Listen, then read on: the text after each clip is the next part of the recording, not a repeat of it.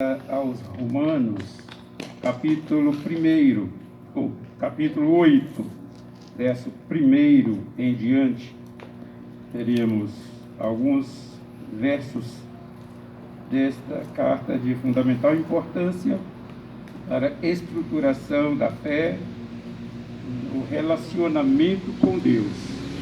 Romanos 8, a partir do verso 1. Eu leio assim: portanto, agora nenhuma condenação há para os que estão em Cristo Jesus, porque a lei do Espírito da vida em Cristo Jesus te livrou da lei do pecado e da morte, porquanto o que era impossível à lei, visto que se achava fraca pela carne, Deus, enviando o seu próprio Filho, em semelhança da carne do pecado, e por causa do pecado, condenou o pecado. Aqui estamos num texto simples, objetivo, e que requer uma reflexão, principalmente por causa das ideias que se tem a respeito da palavra de Deus, as pregações que vem acontecendo há tanto tempo, e o anúncio do tempo do fim. Como hoje as pessoas estão percebendo que aproximamos do fim da raça humana.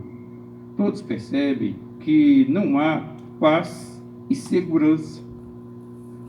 Por maiores que sejam os esforços, não se chega a um resultado que traga segurança. Todos os dias as pessoas sofrem. Por algum motivo, sofrem. Nem tudo dá certo. E existem pessoas que até lamentam muito, dizendo que todo o esforço que faz, o resultado é sempre negativo. E muitos carregam aquele sentimento de comiseração, aquele sentimento de tristeza e angústia interior, porque as pessoas se esforçam, lutam, trabalham com toda sinceridade, com toda honestidade, mas não vê resultado. Trabalham tanto e não colhem resultados positivos e sofrem por isso. E muitos chegam a lamentar: até quando será isso? Até quando? Quando olhamos para os acontecimentos cósmicos, o que vem sendo notificado a respeito de queda de estrelas, a respeito de tempestade solar, a respeito de asteroides que vagam, a respeito de icebergs que se quebram nas geleiras do mundo, a incerteza aumenta, especialmente para aquelas pessoas que moram à beira-mar. Elas sabem que o nível do mar vai subir por causa do degelamento da terra. Quando olhamos para o comportamento humano, assusta muito mais, porque a família, que era muito valorizada até pouco tempo atrás, agora, já não tem a mesma consideração. Há uma desvalorização das instituições diversas. E a família é a principal instituição. Não se valorizam mais. Aqueles que têm família não valorizam, não convivem, não levam a sério o investir na família. Há um subjetivismo, um egoísmo que envolve as pessoas que vivem em família, mas na realidade estão apenas morando debaixo do mesmo teto, porque há uma independência em todos os sentidos. Financeiramente, cada um tem seu próprio dinheiro, cada um vive para si. Emocionalmente, ninguém se preocupa com ninguém, e cada um quer fazer o que é melhor para si, exclusivamente. E falta até confiança entre aqueles que convivem em família. Quando olhamos para tudo isso, meus irmãos, percebemos que vem chegando o tempo do fim. Vem chegando. A Bíblia diz que chegaria tempos que os homens seriam egoístas, viveriam muito mais para si do que para o seu próximo. Chegaria um momento que os homens serviriam e adorariam muito mais a criatura que o Criador. E nós observamos isto, uma inversão de valores que vem acontecendo no mundo de hoje a respeito dos pets. Todas as famílias têm um animalzinho de estimação em casa. E se todos prestarem atenção, vão perceber que há uma transferência de atenção, de cuidado e de carinho para os animais, tirando das pessoas para os animais. Gasta-se muito mais tempo passeando com seu cachorrinho do que passeando com seu filhinho, do que passeando com a família. Tudo muito naturalmente, não tem nada errado, está tudo tranquilo. Só que isto marca o tempo do fim. O grave problema, e maior de todos, é que as pessoas sabem que vai chegando o tempo do fim e não pensam objetivamente no que está relacionado a isso. Eis a questão. O texto aqui que lemos fala: agora nenhuma condenação há para os que estão em Cristo. É um advérbio de tempo. Agora. Agora quando? A Bíblia fala de tempo, chamando a atenção de todos para a plenitude, para a ocasião em que cada coisa vai acontecer. O nascimento de Jesus foi na plenitude dos tempos. A morte de Jesus foi na plenitude dos tempos, a sua ressurreição também, a descida do Espírito Santo, e é na plenitude dos tempos que vai acontecer o fim também. Agora, pois, está apontando para uma ocasião, para a plenitude dos tempos. Significa que quando alguém pensar, vai chegando o fim, é o que as pessoas dizem quando presenciam alguma tragédia, é o fim mesmo. Sempre fala, é o fim. O que nós temos que pensar? Quando se pensa no fim, tem que pensar em juízo. A Bíblia diz que chegará um tempo que cada um vai comparecer perante Deus para responder por aquilo que deixou de cumprir. Toda pessoa que está sobre a terra tem uma tarefa, uma missão, há um propósito de Deus. E cada um vai comparecer diante dele. São as questões existenciais. De onde eu vim? O que eu faço aqui? Para onde vou? Questões existenciais, que são filosóficas, mas que são bíblicas também. Porque todos compareceremos perante Deus para responder por essas questões. Se aqui estamos, viemos de Deus, Ele nos criou. Se Ele nos criou com um propósito específico. Se aqui estamos, temos algo a fazer, algo a cumprir. E esse algo a cumprir tem que ser objetivamente e não simplesmente romântico, mas tem que ser objetivo, concreto, bem prático. Deus quer um relacionamento conosco e espera que aceitemos a sua proposta. Então aqui estamos para servir a Deus, tendo um relacionamento com Ele. Para onde vamos? Olha, para onde vamos? É cada um que decide para onde quer ir. Compareceremos perante Deus. E o que temos como garantia aqui? Agora, pois, nenhuma condenação há para os que estão em Cristo. Olha, fala de condenação. O advérbio de tempo se refere à plenitude. Mas quando fala que não há condenação, está falando de juízo. Pois todos compareceremos diante de Deus. Andávamos desgarrados como ovelhas, diz a Bíblia, cada um se desviando pelo seu próprio caminho. O pecado é uma realidade na vida do homem e não há diferença. Diz a Bíblia, não há ninguém que entenda, não há ninguém que busque a Deus, porque todos pecaram e estão destituídos da glória de Deus. E os pecados que julgamos mais graves, normalmente são os pecados que os outros cometem. Já perceberam que é mais fácil julgar os outros? Analisar o que os outros fazem, o que os outros falam? Quanto a nós, tudo está bem, tudo está certinho. Mas Jesus disse no treinamento a seus discípulos: não julgueis, para que não sejais julgados. Com a mesma medida que você mede alguém, você será medido. Cada um tem que olhar para si e olhar com mais simpatia para as falhas dos outros. Temos que deixar de apontar os erros dos outros, porque esse juízo aí recai sobre aquele que julga. Recai sobre o que julga.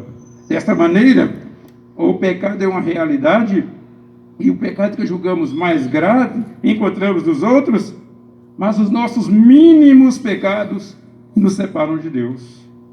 Muitos se julgam melhores, mas é diante de Deus que há uma peneira. Ele conhece todas as coisas.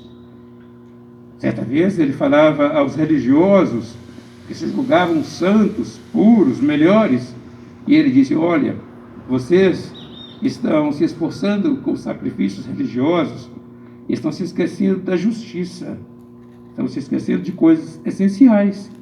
Pensem o seguinte: de repente, os publicanos, as meretrizes, vão chegar lá antes de você. Você está inchado por sua religiosidade, pensando que é melhor que os outros, mas aquele humilde pecador, rejeitado, discriminado, de repente ele chega antes de você no céu. Não julgueis para que não sejais julgados, diz o Senhor. E o pecado faz separação entre Deus e os homens, e a responsabilidade é pessoal. Cada um vai dar conta de si perante Deus. Mas naquele grande dia, quando pensamos no fim, pensamos na plenitude do tempo que aponta para isto. E a Bíblia declara que cada um responderá, mas aqueles que estão em Cristo, para eles não há condenação. Então está bem claro que o texto aponta para Jesus. Perdidos, desgarrados, separados de Deus, inimigos de Deus, fomos alvos do amor de Deus. Ele veio buscar e salvar o perdido. Então Deus manifestou o seu amor.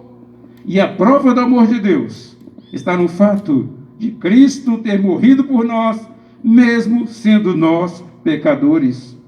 Ele não se importou com o tipo de vida que levávamos. Ele não se importou com nossos vícios. Ele não se importou com nada disso, mas Ele nos amou. E Jesus chegando, Ele convida: vinde a mim cansados e oprimidos, e eu vos aliviarei. Então a salvação está em Cristo. Em nenhum outro há salvação. Em nenhum outro nome dado na terra entre os homens existe salvação. É por Jesus. Por isso é importante arrependimento e fé em Jesus. Uma decisão séria. Não simplesmente abraçar uma religião, cumprir um compromisso religioso, mas é tornar-se discípulo de Jesus para segui-lo fielmente, com toda dedicação. Essa é a proposta de Deus.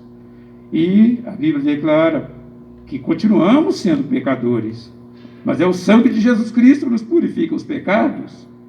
Nós continuamos perdidos, mas perdidos para o mundo, encontrados por Deus.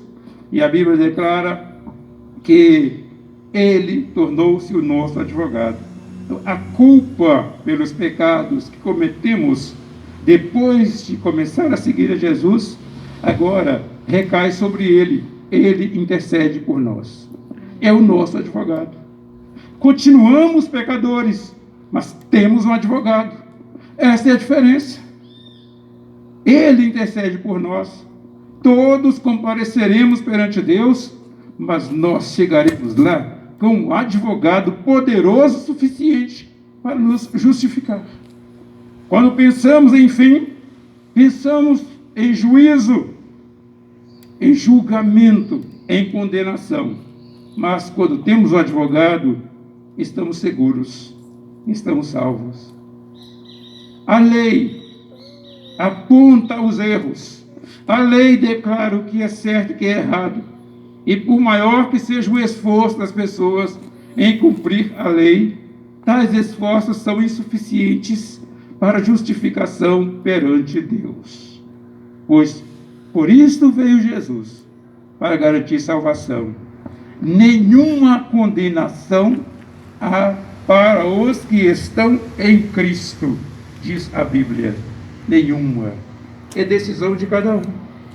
Você gostaria de ter esse advogado suficiente para garantir esta salvação eterna? É você quem decide. Tornar-se um discípulo de Jesus e segui-lo fielmente. A Igreja Batista Serra Verde, é a agência do reino de Deus. É aqui o treinamento. É aqui que você aprende a viver como discípulo, a fim de servir a Deus. Então você precisa ingressar-se à igreja, tomar uma atitude, assumir o seu lugar, assumir o seu compromisso enquanto há tempo. Queridos irmãos, queridos amigos, está chegando sim o tempo do fim. Mas tudo que Deus devia fazer, Ele fez, por amor a nós, e Ele nos garante vida eterna. Você já assumiu o seu lugar na presença de Deus? Já se entregou a Jesus de todo o coração? Aproveite hoje. Você que ouve esta mensagem, é necessário buscar ao Senhor enquanto há oportunidade. Deus nos ama, Ele espera só uma resposta sua para garantir vida eterna. A vida eterna começa hoje, começa aqui e perdura pela eternidade na presença do Pai Celestial. Nós vamos orar nesse instante. Você precisa pensar na sua condição de vida, isto é, como tem sido o seu relacionamento com Deus, como tem sido o seu relacionamento com a igreja. Você é daqueles que não entendeu ainda a importância disso? Há tempo. Tome sua decisão, assuma o seu lugar diante do Senhor. Feche seus olhos então. Pense na sua condição de pecador e na necessidade de reconciliar-se com o Pai Celeste. Vamos orar ao nosso Deus. Ó Deus, querido e eterno Pai, reunidos nesta hora, diante da Tua palavra, reconhecemos Jesus, nosso Senhor e nosso Salvador pessoal. A Tua palavra é a verdade, Deus. Rogamos que ela alcance os corações daqueles que ainda têm dúvidas quanto a isto, para que aceitem enquanto há tempo, para que reconheçam Jesus como Salvador e Senhor, e vivam a eterna salvação, aguardando o grande dia, Deus. Tem misericórdia daqueles que ainda não encontraram esta oportunidade, que aproveitem, pois o Teu amor está diante de todos nós, Teu amor nos alcançou. Nós oramos em nome de Jesus. Amém, Senhor.